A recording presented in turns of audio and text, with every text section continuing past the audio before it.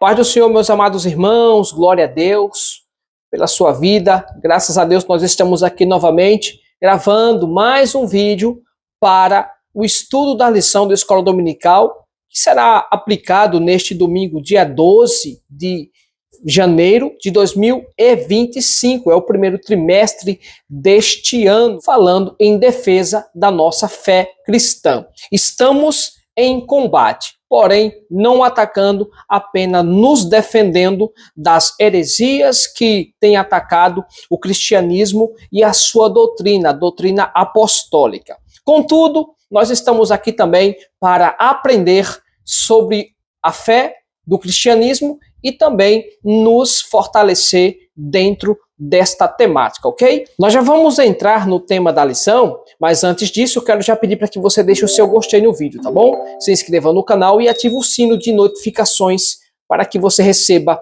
os vídeos de antemão enviados pelo YouTube sempre que nós postarmos aqui nesta plataforma.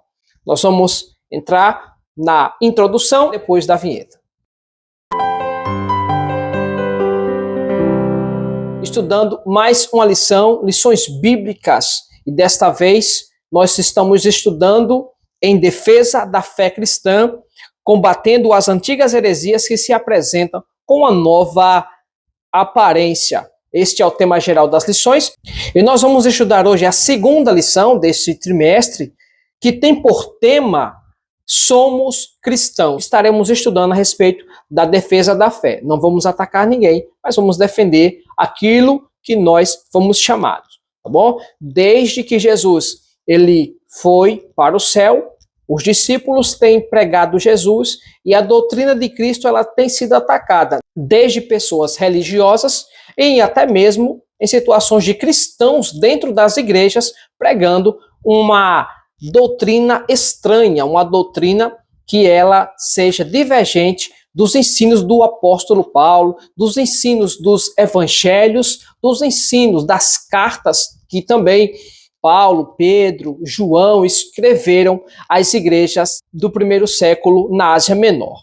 Vamos entrar então aqui já no texto áureo da lição, que está inserido em Atos, no capítulo 15, no versículo 19, que diz assim: pelo que julgo que não se deve perturbar aqueles dentre os gentios que se convertem a Deus. Atos 15 e 19. A verdade prática diz da seguinte maneira: o cristianismo é uma religião de relacionamento pessoal com Cristo ressurreto e não um conjunto de regras e ritos. A leitura bíblica em classe, ela está inserida no livro, na carta de Paulo aos Gálatas, no capítulo 2, dos versículos 1 ao 9 e também o verso 14. Nós vamos ler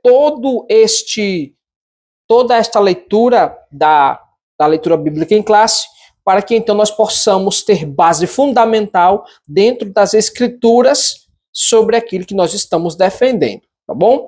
Vamos aqui. Eu vou acompanhar aqui com a minha Bíblia, porque a letra é bem melhor, tá? Mas faremos o acompanhamento de toda a lição dentro da própria revista, tá bom? Capítulo 2, versículo 1 diz: depois, passados 14 anos, subi outra vez a Jerusalém com Barnabé, levando também comigo Tito, e subi por uma revelação e lhes expus o evangelho que prego entre os gentios, e particularmente aos que estavam em estima, para que de maneira alguma não corresse ou não estivesse corrido em vão, mas nem ainda Tito, que estava comigo, sendo grego, foi constrangido a circuncidar-se. E isso por causa dos falsos irmãos que se tinham intrometido e secretamente entraram a espiar a nossa liberdade que temos em Cristo Jesus para nos porem em servidão, aos quais nem ainda por uma hora cedemos com sujeição, para que a verdade do evangelho permanecesse entre vós. E quanto àqueles que pareciam ser alguma coisa, quais tenham sido no outro tempo, não se me dá. Deus não aceita a aparência do homem. Esses digo que pareciam ser alguma coisa, nada me comunicaram. Antes, pelo contrário, quando viram que o evangelho da incircuncisão me estava confiado, como a Pedro o da circuncisão, porque aquele que operou eficazmente em Pedro para o apostolado da circuncisão, esse operou também em mim, com eficácia para com os gentios. E conhecendo Tiago, Cefas e João, que eram considerados como as colunas, a graça que se havia dado, deram-nos as letras, em comunhão comigo e com Barnabé, para que nós fôssemos aos gentios e eles à circuncisão. Versículo 14. Mas quando vi que não andavam bem e direitamente conforme a verdade do evangelho, disse a Pedro na presença de todos: se tu, sendo judeu, vives como os gentios e não como o judeu, por que obrigas os gentios a viver como judeu? Muito bem, esta foi a leitura bíblica em classe, tá? E nós vamos então entrar na introdução. Estas palavras são palavras da defesa da fé. Os irmãos estavam agora sendo constrangidos à circuncisão. Paulo, que não pregava a circuncisão, mas sim a incircuncisão. Este mesmo estava de um lado falando o evangelho, pregando para os gentios. Do outro lado, existia Pedro pregando o evangelho para os judeus, assim como também o irmão do Senhor, Tiago, que também era convertido ao evangelho e pregava entre os judeus, que eram convertidos a Jesus. Muitos dos judeus que haviam se convertido ao evangelho, estes ainda guardavam rudimentos da lei de Moisés. E desta forma, eles ainda queriam viver sobre o jugo da lei. Mas Jesus, ele não veio trazer a lei, ele veio apresentar a lei e sim cumpri-la. E então a graça seria manifestada a todos os homens. Martinho Lutero disse: aquele que discerne bem o evangelho da lei, este deve agradecer a Deus e ter a certeza de que é um teólogo. Então, essas palavras de Martinho Lutero, elas podem ecoar na nossa mente também, porque nós temos de ter o discernimento de que a lei das obras, as leis cerimoniais estabelecidas por Moisés, era uma coisa transitória. Já a lei da graça é algo que permanece, é o novo e vivo concerto que Deus estabeleceu através de Jesus. Vamos entrar aqui na introdução que fala da seguinte forma. A palavra-chave de hoje é evangelho, tá? A introdução diz assim: a igreja herdou dos judeus muitas ideias e práticas no campo teológico e ético, visto que a jornada histórica da igreja começou em Jerusalém no dia de Pentecostes, numa comunidade judaica. E esses pontos de interseção levaram alguns a confundir a lei de Moisés com a graça. Nesta lição veremos que Gálatas 2 é um relato de um dos debates que mostram o limite entre o judaísmo e cristianismo. E os apóstolos, principalmente Paulo, tiveram numa dificuldade de mostrar isso aos judaizantes. Muitos dos judeus que haviam se convertido ao evangelho, estes ainda guardavam rudimentos da lei de Moisés.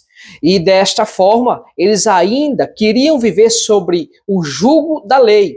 Mas Jesus, ele não veio trazer a lei, ele veio apresentar a lei e sim cumpri-la. E então a graça seria manifestada a todos os homens.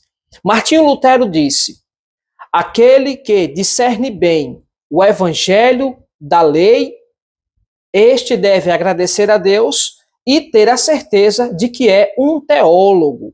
Então, essas palavras de Martinho Lutero, elas podem ecoar na nossa mente também, porque nós temos de ter o discernimento de que a lei das obras, as leis cerimoniais estabelecidas por Moisés, era uma coisa transitória. Já a lei da graça é algo que permanece, é o novo e vivo conserto que Deus estabeleceu através de Jesus. Esta lição ela tem 3 objetivos, os quais nós vamos apresentá-los agora. O primeiro é apontar a tendência judaizante predominante entre os primeiros cristãos. O 2, elencar as pressões sofridas pelos apóstolos por parte dos judaizantes que se opunham ao evangelho da graça. E o terceiro, mostrar de que forma a doutrina judaizante se faz presente entre os cristãos atualmente. Tá? Então, esses 3 pontos serão aqui discorridos dentro da lição. O primeiro tópico da lição vai falar prevenindo-se contra a tendência judaizante. O subtópico 1 fala sobre a subida de Paulo outra vez para Jerusalém. Paulo, depois de 14 anos da sua conversão ao Senhor Jesus, né, ao cristianismo, Paulo ele desceu novamente a Jerusalém e lá foi apresentado para Paulo a questão da circuncisão. Paulo que fez o primeiro concílio juntamente com os outros irmãos, e ali foi decidido que os irmãos não deveriam guardar os preceitos judaicos. Os judeus que haviam se convertido ao cristianismo agora estavam querendo misturar lei e graça, tudo no mesmo bojo, de uma forma que todo mundo praticasse a lei recebendo a graça. Dessa forma, o apóstolo Paulo foi incisivo em dizer que não colocariam maiores encargos aos gentios. E em sua defesa, Paulo ele cita aqui em Atos, no capítulo 15, versículo 19 e 20, dizendo: pelo que julgo que não se deve perturbar aqueles dentre os gentios que se convertem a Deus, mas escrever-lhes que se abstenham das contaminações dos ídolos, da prostituição e do que é sufocado do sangue. Não havia especificações além destas simples especificações que Paulo aqui ele determinou para os gentios, no caso, as outras nações que agora estavam se convertendo ao Senhor. Este concílio ele aconteceu pela primeira vez e foi determinado que os judeus eles não deveriam perturbar os irmãos de outras nacionalidades. Os judeus eles queriam guardar a lei de Moisés e a graça ao mesmo tempo, né? Recebendo a graça e também guardando a lei. E simplesmente se resume na guarda do sábado, na circuncisão, nas leis cerimoniais. Não havia como guardar todas essas coisas, sendo que Jesus ele veio para cumpri-las. Jesus cumpriu essas coisas, vista que eram um jugo muito pesado para os homens. Dificilmente ninguém nunca cumpriu tais determinações, porque quem vivia pela lei tinha que morrer pela lei. Porém, agora é apresentado o tempo da graça. Vivemos na graça, estamos debaixo da graça, Deus tem misericórdia de nós e por isso nós não somos consumidos quando nós pecamos. Se nós vivêssemos pelas obras da lei, todos nós estaríamos morridos. Vamos, então, entrando no subtópico 2. O subtópico 2 vai falar da seguinte forma. É bom lembrar que essa reunião não foi um concílio nem um sínodo. É possível que essa segunda visita, por meio de revelação, tenha ligação com Ágabo, pois a missão de Paulo, pelo que parece, foi levar donativos para os irmãos pobres da Judéia. Neste contexto, Paulo estava levando donativos, né? Estavam levando suprimento para os irmãos que eram convertidos. Naquele tempo, os irmãos, eles, por ocasião de guardarem a vinda do Senhor, esperarem que Jesus viesse de forma eminente, os irmãos eles haviam se despojado de tudo e agora estavam vivendo em comunidades. Os irmãos estavam juntos e eles também não tinham muito apoio, mas Paulo estava, sim, preocupado com os irmãos, assim como se deve ser.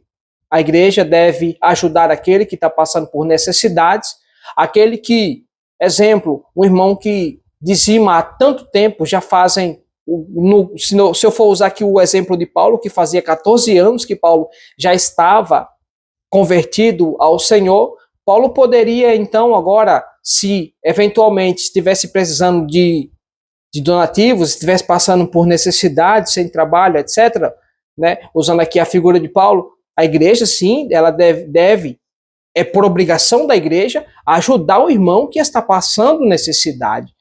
Não digo que o irmão ele deva ser suprido de tudo, dinheiro, contas pagas, etc. Mas pelo menos o básico da alimentação, este sim deve ser amparado, deve ser auxiliado, deve ser socorrido. Isto é o espírito voluntário que o amor de Jesus ele move o coração dos irmãos.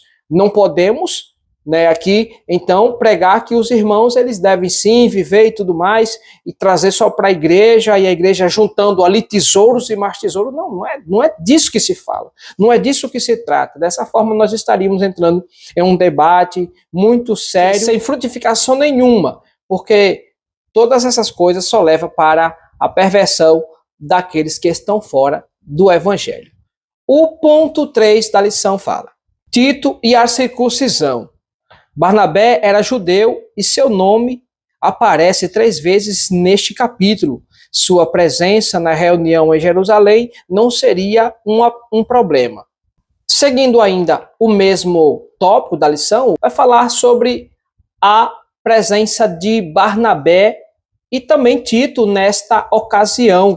E no capítulo 2 de Gálatas, o qual nós acabamos de ler nos versículos recorrentes, que se fala da defesa contra a circuncisão, estavam também Tito e Barnabé. Barnabé é citado nesta ocasião, assim como também Tito. E Tito, ele foi de uma certa forma persuadido pelos judeus convertidos a se circuncidar. E pelo que eu entendo no capítulo 2, no versículo 3, Tito, ele acreditou na circuncisão, o qual também foi circuncidado. Não sei se por Paulo ou por algum irmão judaizante, mas Tito, ele sim foi circuncidado. O versículo diz assim, o versículo 3, mas nem ainda Tito, que estava comigo, sendo grego, foi constrangido a circuncidar-se. Tito, pelo que se entende, Tito ele acreditou sim que ele deveria circuncidar, porém, Paulo ele deixa claro que Tito era grego. Não havia necessidade de Tito se circuncidar, de ele ser circuncidado, porque a circuncisão é um preceito direto de Deus, desde antes dos tempos de Abraão. Não se trata aqui da lei de Moisés, mas dos tempos de Abraão era como se fosse uma lei moral, um princípio moral do povo de Deus. A circuncisão, não só a circuncisão, mas como outros preceitos, seria sim um sinal da separação do povo de Deus. Isto está se falando de Israel e não dos povos gentílicos depois, tá? Vamos entrar no ponto 2. O tópico 2 da lição, que vai falar a tendência judaizante no início da igreja. Tão logo retornou de sua viagem, ficou sabendo que os irmãos da Galácia estavam vivendo outro evangelho. E isso deixou o apóstolo estarrecido e atônito pela rapidez do desvio deles. Em Gálatas 1 e 6. O verbo grego metatidelti, deixar, abandonar, desertar, mudar de posicionamento, virar a casaca, que o apóstolo emprega nessa passagem, era usado na antiguidade quando alguém desertava do exército e se rebelava contra ele. E Paulo se espantou porque os irmãos, os judeus, estavam aqui já guardando os princípios da lei de Moisés e ensinando-os, não somente eles, mas eles estavam pregando isso, eles estavam vivendo esses princípios da lei de Moisés. E Paulo ele usa aqui um paralelo entre a lei e a graça, e ele cita que os irmãos caiu da graça, os irmãos se desviaram, porque não tem como guardar graça e a lei. Nós sabemos das coisas que elas são proibidas pela lei, não desprezamos a lei de Moisés, sabemos as coisas graves que elas expõem, mas nós não vivemos por ela, nós vivemos pela graça. Não estamos dizendo que aniquilaremos a lei devido à graça, não, de forma nenhuma, mas sim nós mantemos a liberdade com que Cristo nos chamou para servir a Ele. Isso é para todos os cristãos que são gentios. O povo de Israel, estes, como sim, eles tinham um estatuto perpétuo de Deus, esses aí, eu não vou lhes ensinar dizendo que eles devam deixar de guardar o sábado, alguns preceitos fundamentais que fazem parte da cultura deles. Algumas coisas ainda permanecem, como também a guarda do sábado para o povo judeu, porque esta é uma marca dos judeus. Porém, não é uma marca para o povo gentio. O povo gentio, eles sim devem se abster dos ídolos, da prostituição, como já foi dito, e também da parte do serviço focado. Tá? Paulo, ele cita que os irmãos se desviaram, os irmãos, eles abandonaram. E Paulo cita o preceito do Império Romano, que eles usavam para punir os seus soldados, que eles, quando eram desertores, os soldados romanos, quando eles desertavam do seu exército, eles se rebelavam, eles abandonavam, né? No caso, o termo virar a casaca, quer dizer partir para o outro lado, quando ele se rebelava para o lado do inimigo, né? Então, Paulo, ele aqui usa o mesmo termo para os irmãos, e Paulo usa aqui o termo metatidelte para nomear e caracterizar, comparando os irmãos que agora estavam acreditando na lei, que estavam vivendo também pela lei, de desertores da graça.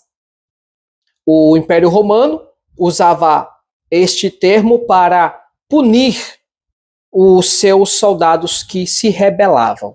O subtópico 2. Quem eram os judaizantes? O termo judaizante vem do verbo grego iodaizo, viver como judeu, adotar costumes e ritos judaicos. E aparece uma única vez no Novo Testamento. Eles eram os opositores de Paulo, identificados também como falsos irmãos. Paulo, ele caracteriza os irmãos que queriam implementar um sistema judaizante, um sistema judaico na igreja dos gentios, agora no cristianismo. Paulo chama eles de falsos irmãos. Então, esse termo não é novo. Este termo é um termo que vem desde o primeiro século para nomear aqueles que andavam dispersos, né, da igreja primitiva, aqueles que agora estavam desviados. Eles podiam até estar dentro da igreja, mas eles estavam desviados dentro da teologia, né, cristã. E Paulo, ele deixa claro o termo falsos irmãos. Existem hoje falsos irmãos? Claro, aos montes. Existem aqueles que dissimuladamente eles adentram da igreja, dizem que aceitam Jesus, eles recebem a oração da fé, sendo introduzidos, reconhecidos como parte do rebanho, como membro, né, fazendo parte da membresia, e agora eles estão ali simplesmente para tentar se aproveitar de alguma forma. Tanto é que quando alguns deles são confrontados biblicamente por seu comportamento, estes já buscam logo o sistema jurídico. Eles não resolvem as questões pessoais, doutrinárias, dentro da instituição. Não, eles procuram lá fora um termo, né, jurídico, eles procuram o serviço jurídico para se defender da instituição na qual tem os seus princípios, valores fundamentais pautados dentro das Sagradas Escrituras. Isso nunca foi certo, não é correto, não é correto. Esses são ovelhas desgarradas, desviados do Evangelho, caíram da graça de Deus, viraram a casaca, cometeram apostasia, entre outros termos que também são utilizados. O subtópico 3 diz assim: o clima de tensão. Não é necessário muito esforço para perceber o quanto Paulo e Barnabé foram pressionados pelos judaizantes diante dos demais apóstolos de Jerusalém. À luz do versículo 9, parece que somente João, Pedro e Tiago estavam presentes. Os outros apóstolos deviam estar em plena atividade missionária em outras regiões. Os judaizantes, chamados de falsos irmãos, conseguiram furar o bloqueio e entraram sem serem convidados na reunião.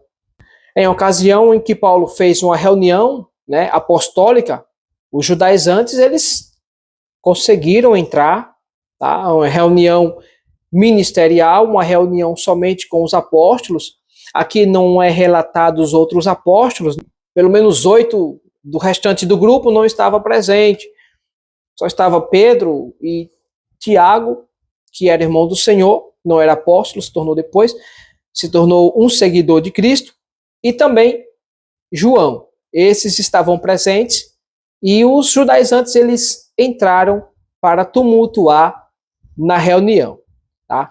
E houve toda aquela questão onde Paulo já havia falado sobre a circuncisão, sobre não importunar os irmãos, e Paulo os denomina inimigos de Cristo, inimigos do cristianismo, falsos irmãos. Dessa forma, a igreja já tinha oposições, a igreja já tinha sim, para quem acha que a igreja do Novo Testamento, a igreja primitiva, ela não tinha problemas, era aquela coisa, o partir do pão, a comunhão, todo mundo, nada, ninguém era seu. Pelo contrário, existiam problemas seríssimos a respeito de doutrina. Os judaizantes queriam que os novos convertidos, esses fossem também judeus, praticantes da lei de Moisés e guardadores do sábado, etc. e tal. Entrando agora no tópico 3, a tendência judaizante de hoje. O mesmo assunto hoje, ele também é tratado da mesma forma. Os discípulos têm os mesmos problemas. A igreja de hoje também tem os mesmos problemas que os discípulos já tiveram. Pedro, de um lado, pregando a circuncisão, porque Pedro ele estava junto da igreja de Jerusalém, a igreja dos judeus. Já Paulo estava longe, estava pregando. Paulo foi um missionário, pregava em toda a Ásia Menor. Paulo pregou na Espanha, na Itália, enfim, Paulo simplesmente era um fundador de igrejas. Paulo pregava para os gentios. E Pedro ali se comportando como um judeu. Pedro, que recebeu a graça de Cristo, andou com Cristo, Pedro foi repreendido por Paulo na cara. Paulo simplesmente disse que Pedro era judeu, mas vivia como um gentio. Na presença dos judeus, Pedro se comportava como judeu, mas quando saía para distante dos judeus, se comportava como gentios. Porém, quando estava na presença dos judeus, queria que os irmãos de outras nacionalidades guardassem os preceitos judaicos. Não tinha como ser o judaísmo e o cristianismo ao mesmo tempo. Ou era um ou outro. Nesse caso, o judaísmo ele não tem o proveito de Cristo, mas sim o cristianismo. A palavra cristão, que foi vista em Atos dos Apóstolos, pela primeira vez, de uma forma assim, de zombaria. Eles queriam zombar da palavra cristão, não era falando de forma pejorativa, mas era zombando. E o termo, ele quer dizer pequenos cristos, porque eles eram parecidos com Cristo, eles praticavam a doutrina de Cristo. E já numa forma mais atualizada, de acordo com o nosso comentarista, a palavra cristão quer dizer conversão. De uma certa forma, não está errado, porque realmente é uma mudança. O evangelho, de forma radical, ele transforma vidas, comportamentos e em toda a esfera do ser humano, em toda a sua vida, o evangelho ele transforma, ele muda todas as características comportamentais. Muito bem. O segundo subtópico diz o perigo da doutrina judaizante, que fala os apóstolos vinham em tudo isso 2 problemas sérios. a ameaça à liberdade cristã e o perigo de o cristianismo se tornar uma mera seita judaica. E a defesa de Paulo sendo forte, veemente, aí onde é que entra a questão da lei e da graça? Deus ele já mostrou para que serve a lei. A lei é justamente para o homem pecador. Paulo também, ele fala em Romanos que a lei é para aquele que vive debaixo do pecado. Mas para os que vivem sobre a graça, a lei já não tem mais nenhum efeito. Se Paulo fosse pregar a graça, juntamente com a lei de Moisés, o preceito, né, fundamentalista das leis cerimoniais judaicas, este ministério do Espírito Santo hoje não existiria. Então Paulo, ele simplesmente prega a palavra de Deus com a graça do Espírito Santo. O Espírito Santo ele é quem diz para o homem o que é certo e o que é errado. Já não seria mais pelas obras da lei, já não seria mais pelo rigor da obra da lei, mas sim pelo penhor do Espírito Santo, que Deus ele prometeu que este escreveria as leis nas tábuas do coração.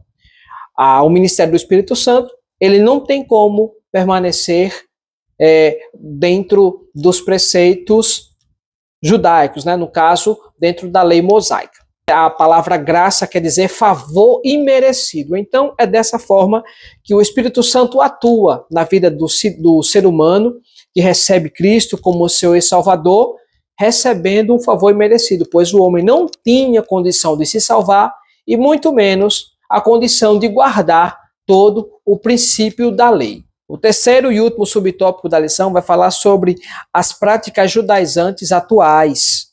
São elas, basicamente são a guarda do sábado, a observância rigorosa do kashrut, termo hebraico para as leis dietéticas do judaísmo, a liturgia da sinagoga e o uso do shofar, a trompa, geralmente feito de chifre de carneiro, o uso do talit, o manto ou chale usado para a oração, e o uso do kippar, né, o solidel que os judeus religiosos usam sobre a cabeça. Né? E nós podemos observar hoje, dentro de algumas denominações cristãs, que uns guardam o sábado, né? Ainda estes, eles também observam as leis, né? As dietas de não coma animais com unha fendida, não coma animais impuros, etc., né? Em relação à alimentação. Chega até ser que eles não comem nada de origem animal.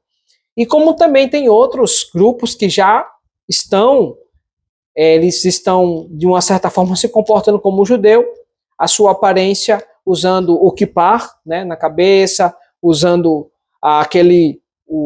o chale, e como também os mantos, né, toda aquela vestimenta ornamentária que o povo judeu usa, no caso o sacerdote usa, né, e também os judeus messiânicos, né, os mais ortodoxos, que usam as roupas, né, de forma antiga. Tá? Então, dessa maneira, esse pessoal eles têm se introduzido sim e têm tentado fazer com que a Igreja de Cristo ela venha observar estas coisas e assim viver de igual modo. Porém, Cristo nos chamou para a liberdade.